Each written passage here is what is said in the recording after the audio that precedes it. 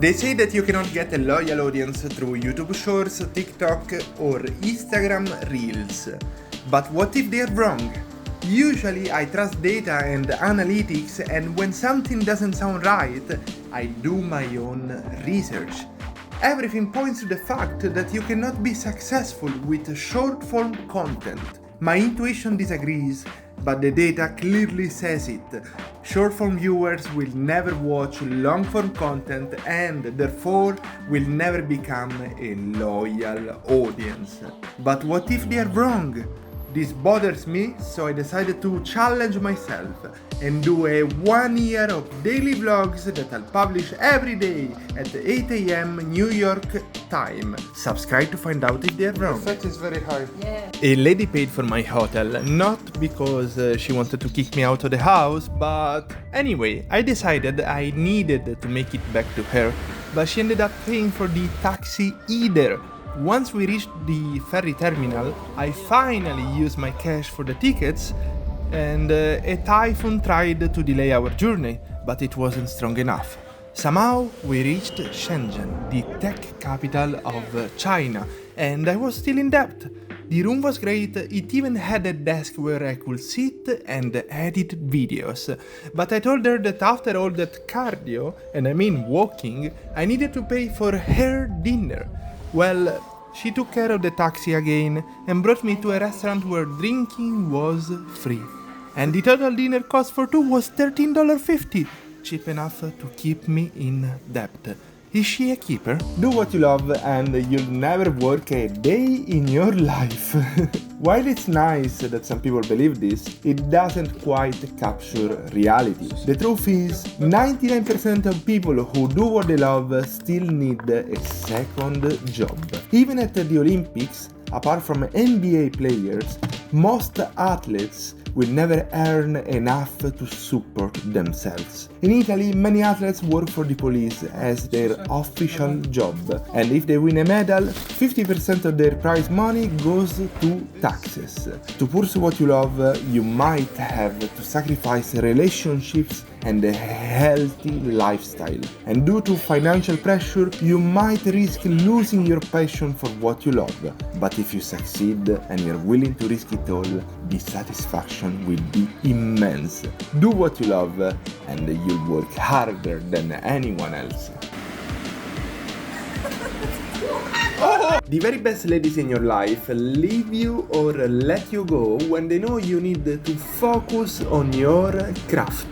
Then you end up taking the metro to reach a cheaper hotel and feel blessed because your room has windows. They were not guaranteed. By the way, there is also a strange sound coming from up in the corner, and the old TV can only be turned off by shutting down the electricity. Still, everything is really good. Shenzhen, the vibrant tech capital of China, is out there. Lunch is calling. However, the script for your next vlog calls you louder, and finally you are back on the streets to take care of your craft. Mission accomplished. It's time to leave Shenzhen, the tech capital of China, but I've got some time to kill before the bus departs. I'm not the biggest fan of malls, but I do understand the appeal.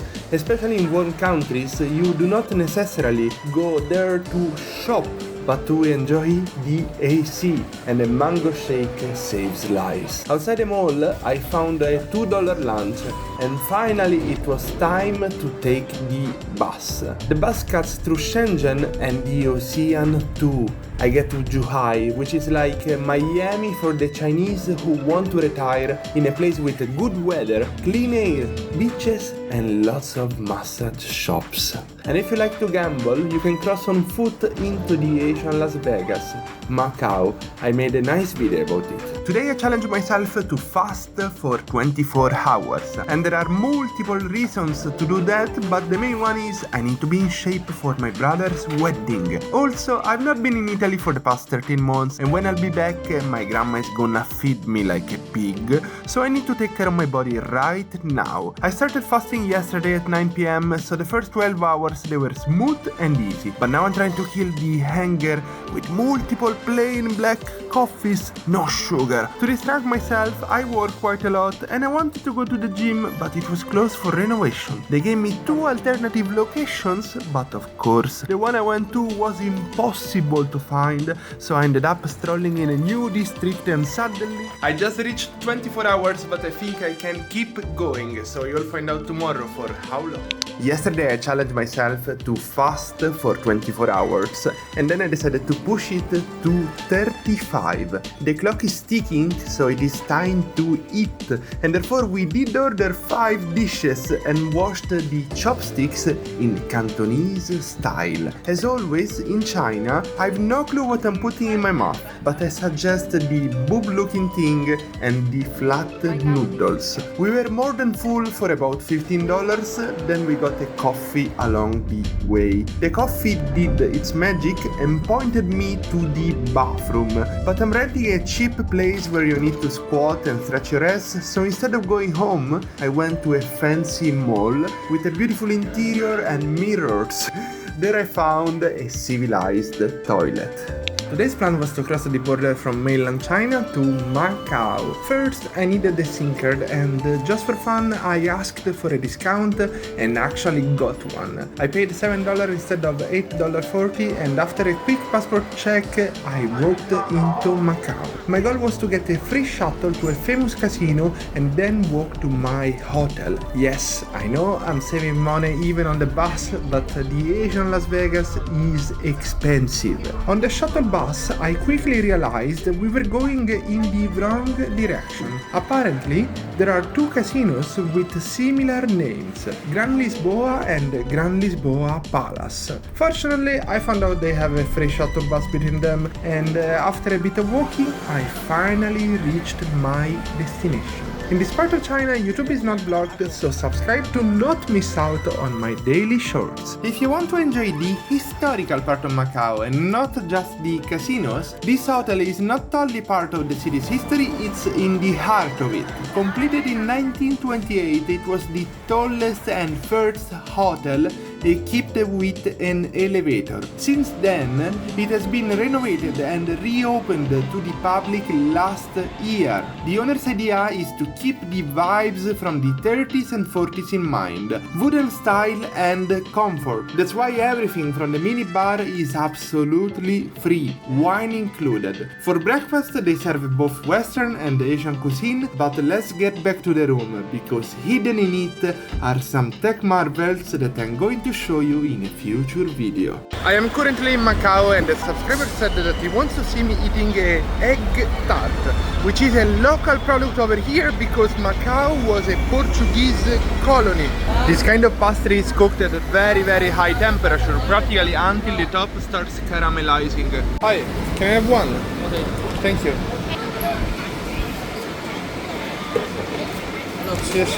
Right now it became so popular in China that it is sold even in KFC.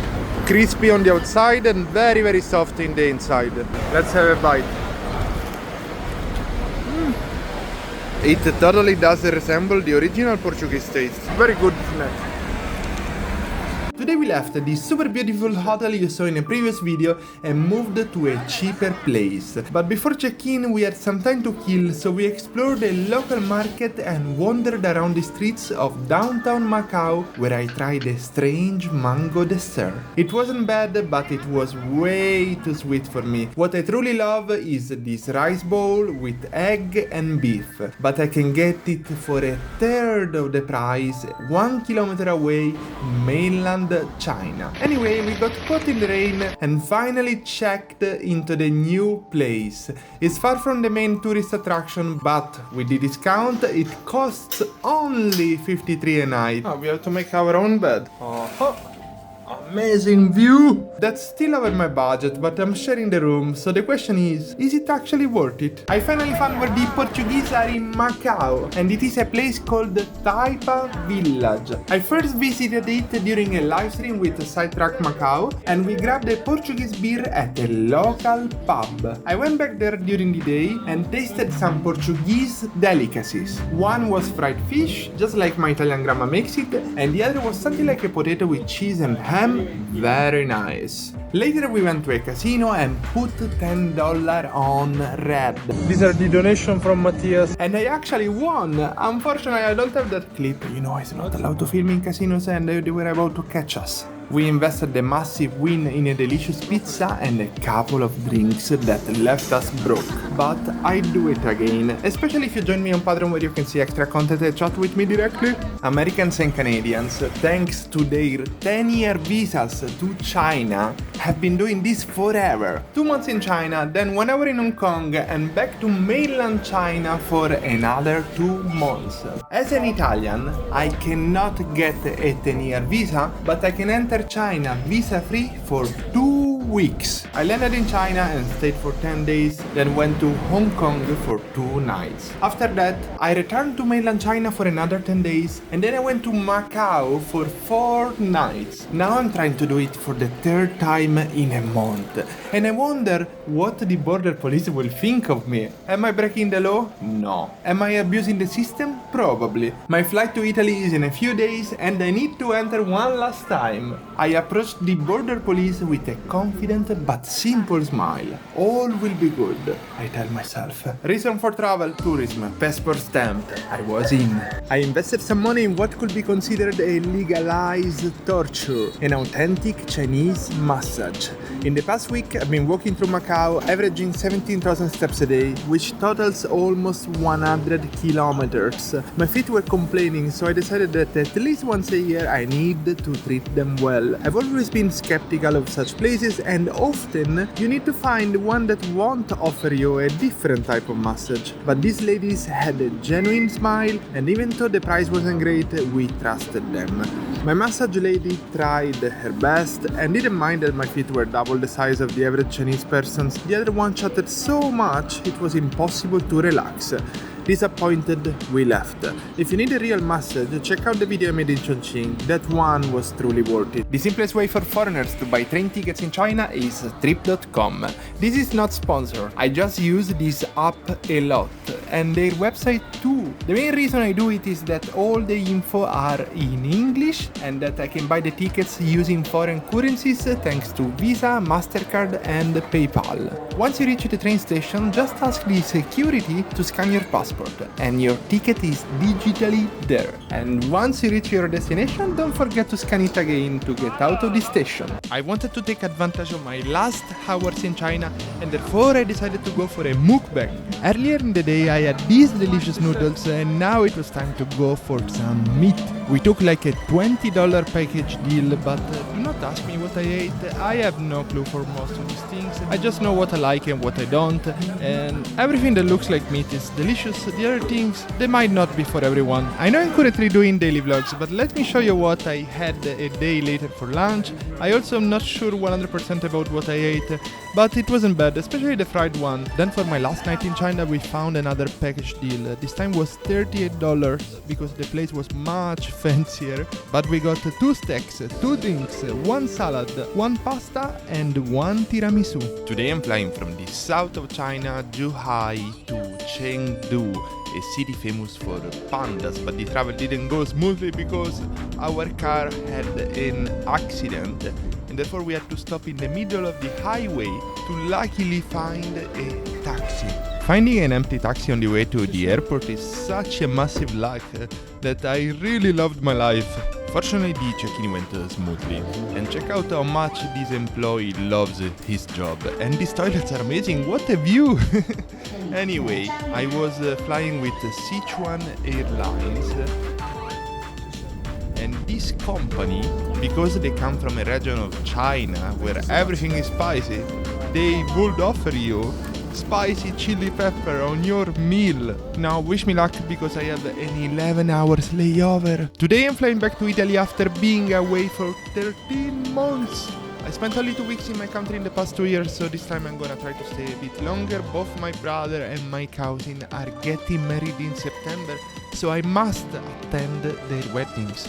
Some idiots still illegally smoke inside the airport, but it has an amazing open air area, and it wouldn't be a proper goodbye to China without eating some sort of xiaomian. I really do not know how to fall asleep, but on overnights, 12 hours flights, there isn't much to do, and the movie selection wasn't that great, so somehow I forced myself to close the eyes. Then I woke up for a spicy breakfast, and finally we were landing in Rome, Italy. Look how beautiful it is out there. And now I'm not the Lauai anymore, they are. Bro and mom picked me up from the airport, and grandma was waiting for me, watching out from the balcony of her house. First day back in Italy, and I need to bring grandma to the hospital. She also told me that I need to put some water in these bottles, and she wonders if I know where is the government fountain.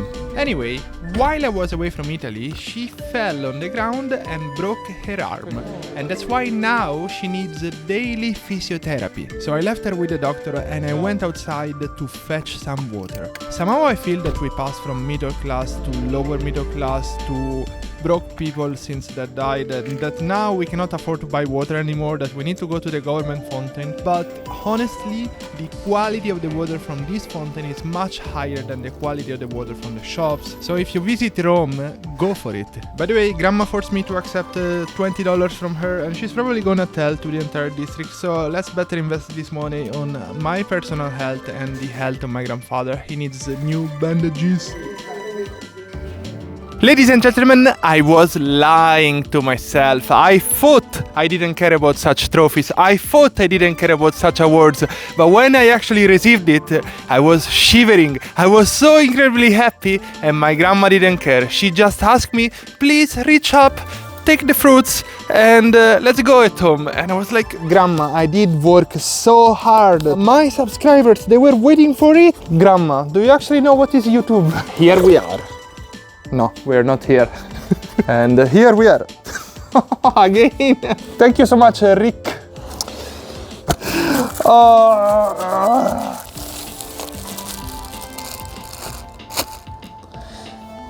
Here we are. Amazing. Oh my gosh. Here is my brother that is filming this video. 100,000. Thank you. Thank you so much to all the people that subscribed. And this is just the beginning. Oh no. Buongiorno, buonasera, buonanotte. My grandfather always loved making jokes and picking up girls. But I don't think he ever betrayed my grandma. With her, he had both my father and my aunt. And you know when they say no parent should ever have to outlive their child? Well, I guess it's too late. No. Professional helper.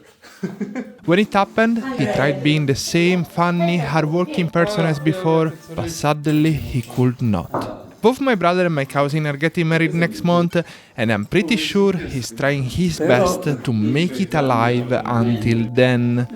But then what? Maybe I got announced my wedding too, and he'll make it until next year. People often ask me if there is a big division between the north and south of Italy, and the short answer is yes. But let me give you some practical examples. Today we drove from Rome, Italy's capital, to the north for my brother's bachelor party. We first stopped at his house for a quick lunch, then we drove 5 more hours to a military-style hostel. My brother wore a shirt where people could vote if he should get married or not, and I'm pretty sure in the south we would have gotten many more yes.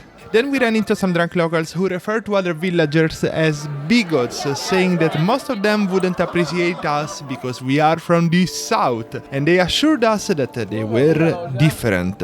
Of course, I didn't bother pointing out that Rome is in the center, not in the south, but overall, this little town called Bassano del Grappa was awesome. I got back to Italy in time for my brother's bachelor party, but this guy is not an average person. He wanted something different. Instead of partying like crazy, we had to climb a mountain. And because I spent only 2 weeks in Italy in the past 2 years, I didn't have proper shoes. So I took what I thought were safer side roads, but they were clearly not. Still, all was worth it, especially meeting a pastor with his sheep and making myself an awesome sandwich with this incredible view. On the way back, I saw people jumping off the mountain, and after these 29,000 steps, I had a refreshing beer without feeling guilty. I'm really trying to get in shape to my brother's wedding. During the bachelor party, a few people drank a bit too much, and the best way to wake them up was by jumping into a cold river in northern Italy. We had some photos but no footage, so what I am playing in the background are a few clips I shot last year in China. Please go check out that video. And guess what? Before driving back to Rome, the capital of Italy, we had a pizza in a Chinese-owned restaurant, which sounds weird, but the taste for that price wasn't bad at all. Then I had to drive for about 8 hours, so please don't ask me how much coffee I had along the way, and that's it for today's vlog. I understand why business gurus say to wake up and start working at 5 AM. I woke up at 9 and felt like my day was already over. At 10 I had to bring grandma to the hospital for some physiotherapy. At 11 she needed some fruits and I surprised the shop owner by saying shokran, thank you in Arabic. By 12 we were getting lots of groceries in a supermarket and even a stop at the pharmacy. By 1 or 2 PM I finally had some gnocchi with mom and bro, and then it was my shift to do the dishes. Fortunately, a double espresso did its magic, and finally it was time to get to my business, consulting for companies that want to get more sales and growth via YouTube. Tomorrow, I guess, I'll wake up at 7. When you don't see a friend for many months and the first thing he's going to ask you is to help him out, you know you are great friends. Practically, he just moved into a new house and there were some trash paintings inside, plus other weird things that we had to throw away in the garbage point in the, let's say, south of Rome. Then he offered me a compensation, and by compensation I mean food. By the way, look at this machine. I think the shop owner doesn't trust the workers. Anyway, the kebab was great. That's what we usually eat when we were clubbing. I mean, after the club, then we went to his house. At his house, I took a coffee because I needed to work a bit, and after the coffee, it was late enough to go participate to an Amatriciana fair, which is a pasta fair. We got invited by this other friend. They are all bold, I don't know why, and the pasta was great, but for €7 the place is too small, especially for a fair, but it was worth it, absolutely worth it. They say that you can make more money, but that you cannot buy more time, and I hate to have people wasting my time. I'm a very goal-driven person. I value my jobs, my family, my friends, and that's it. And when I can, I try to help out as many people as possible. So I've been offering these free video calls with me, and people can ask me anything, like how to grow your social media or how to get more sales, and I'm helping you for 15 minutes for free. And then you do a no-show. And what bothers me the most is that I actually prepare for such meetings. I go check their channels, I take notes, I'm ready with my suggestions, and these people, despite me blocking the time before and after the call, they do not appear. And then there are others that come for the wrong reasons, just because they wanted to chat with me one-on-one. I noticed that if people don't pay for it, they don't actually value it. So from now on, I'm gonna start charging a symbolic fee for my time. And if you're broke, just send me an email, I'll check your channel anyway. So I've been daily vlogging for almost 4 weeks and I'm starting to develop some kind of philosophy about life. Life probably is meant to be boring. Us humans are just meant for routines. Routines are the only thing keeping us healthy, both in our spirit and in our body. But then we have a pleasure, and the pleasure is called food. But food gets expensive, so we are forced to work. Before we were hunting and now we are simply working to grab food. Maybe we are not so different from animals, but for sure we do enjoy storytelling. And these daily vlogs are probably just a way for me to keep telling stories as if we were sitting around a bonfire and we were bored and we needed to entertain each other after a long day of hunting. My best friends are always in trouble with me because I am never in Rome, Italy, or I am never in Poland, or I am never in Sweden like the friend I'm meeting tonight, but they do accept me anyway, which is great because I am the type of person that is disappearing. I disappear for months and months, and then I appear again suddenly, and you guys keep hosting me, keep hugging me, keep supporting my dreams, keep telling me that I'm dumb, I'm crazy, but I'm also doing what I love. And this is what matters to them. They are my best friends because they believe that doing what you love is more important than having a random goal that brings you nowhere. So I went to visit my brother 2 weeks before his wedding, and once I reached his place, he made some beautiful pasta for me, and then he decided to show me a place that became very trendy on TikTok, Instagram, Italy. It is called Rasilia, but honestly, it's not that great. It's very pretty in person, but it's so tiny, and some people call it like the Venice of the center of Italy, which is a massive BS. Practically they were making wool in this area, and therefore there is lots of water flowing through the village from up in the mountains, probably through the machines. But it was a thing of the past, and nowadays the locals are worried that this economy is not gonna be sustainable because there are tourists now, because this thing is super trendy, but maybe there will be no tourists in the future. So we went to other nearby cities which are much more known, like Spoleto, and then over there we saw the real houses, the real churches, the real representation of what is Italy. Many years ago I read a sentence that got stuck in my mind. You are the average of the 5 people you spend the most time with. And these people, they could be online too, not just in person. So I was forced to make a decision and cut ties with the bad influences I had in my life. Traveling definitely helped me stay away from, or at least take small doses of people who consciously or unconsciously tried to bring me down. And now that I'm not part of any circle, any stupid group, just cause we were born in the same district, when I come back to Italy, I can simply meet who I want to meet. But what about you? Who are the 5 people you spend the most time with?